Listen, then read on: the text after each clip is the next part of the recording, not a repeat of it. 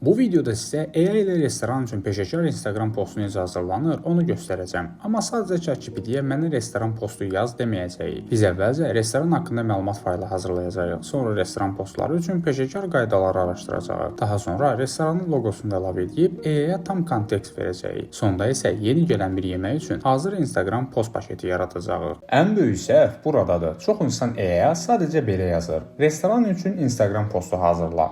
Sonra da nəticə çox adi və ümumi alınır.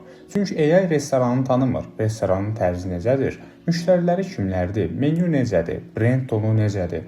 Vizual üslub necə olmalıdır? AI bunları bilmirsə, peşəkar nəticə verməsi çətindir. Ona görə bizim ilk işimiz AI-yə düzgün kontekst hazırlamaqdır. Birinci addım restoran haqqında məlumat faylı hazırlamaqdır. Bunun üçün restoran haqqında bildiyimiz bütün məlumatları ChatGPT-yə danışırıq. Sonra ondan bu məlumatları ingilis dilində səliqəli Markdown faylına çevirməsini istəyirik. Bu fayl gələcəkdə AI üçün restoranın brend yaddaşı kimi işləyəcək. Kanala abunə olmağı və videonu bəyənməyi unutmayın. Bütün promptlar və materiallar Telegram kanalımızda paylaşılacaq. Link təsvir bölməsindədir. İndi nümunə üçün restoran haqqında məlumatlar verək. Restoranın adı Dəniz Dadı olsun. Bu restoran dəniz məhsulları restoranıdır. Əsas müştərilər ailələr, dost qrupları və xüsusi axşam yeməyi üçün gələn insanlardır. Restoranın tərzi modern, rahat və biraz premium his verir. Menyuda balıq yeməkləri, qızardılmış dəniz məhsulları, salatlar, xüsusi soslar və içkilər var. Vizual olaraq restoran təmiz, mavi ağ rənglərə yaxın, dəniz atmosferli və iştah açan görünməlidir. Postlarda çox rəsmi yox, amma keyfiyyətli və inandırıcı ton istifadə olunmalıdır. İndi ChatGPT-yə bu məlumatları götürüb bizim üçün restoran description.md faylını hazırlanmasını deyək. İkinci addım restoran postları üçün qaydaları hazırlamaqdır. Çünki biz bilməliyik ki, peşəkar restoran postu necə olmalıdır?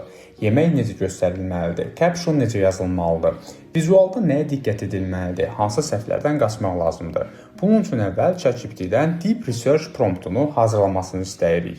Deep Research nəticəsində bizim ikinci faylımız hazır olur.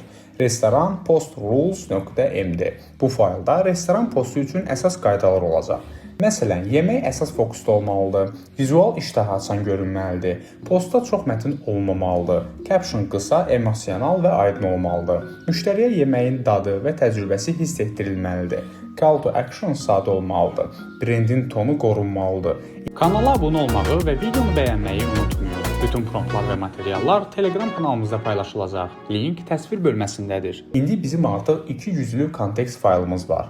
İndi bu üç materialı bir qovluqda saxlayırıq. Birinci fayl restoran haqqında məlumatdır. İkinci fayl post qaydalarıdır. Üçüncü fayl isə restoranın loqosudur. Bu üç fayl birlikdə AI üçün tam kontekst yaradır.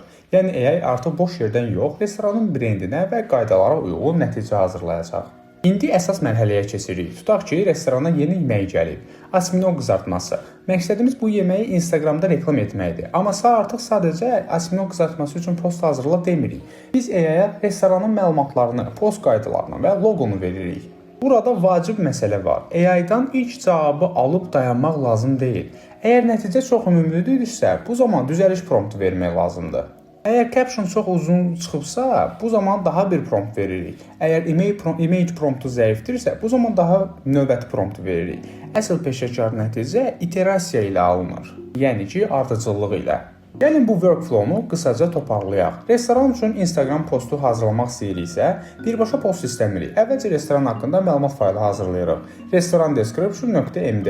Sonra restoran postları üçün qayda faylı hazırlayırıq. Restoran post rules.md. Daha sonra restoranın loqosunu və ya da restoran haqqında müəyyən məlumatları əlavə edirik. Sonra bu üç məlumatı materialı ChatGPT-yə verib konkret yemək üçün post paketi istəyirik. Sonra nəticəni düzəliş promptları ilə daha peşəkar hala gətiririk. Bu videoda istifadə etdiyim bütün promptları və material strukturunu Telegram kanalına yerləşdirəcəyəm. Link təsvir bölməsində olacaq. Növbəti videolarda AI ilə məhsul şəkli, Reels ssenarisi və motion video promptlarını hazırlamağı göstərəcəyəm.